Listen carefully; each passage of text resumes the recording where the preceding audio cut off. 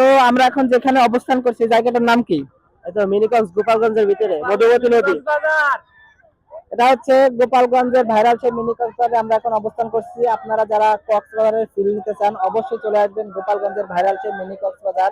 তো এখানে কিন্তু প্রচুর প্রচুর মানুষের ভিড়। তো এখানে এসে তোমার কেমন লাগতেছে? পুরো মেইন কক্সবাজারের মতো ফিল।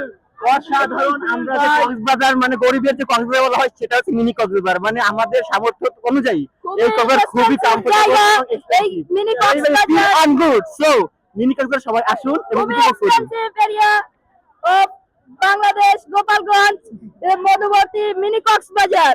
Yes, very very মারাল না কিন্তু না। হ্যাঁ, তো আপনারা যে যে আসতে চান অবশ্যই অবশ্যই চলে আসবেন গোপালগঞ্জের ভাইরাল এই মিনি কক্সবাজারে।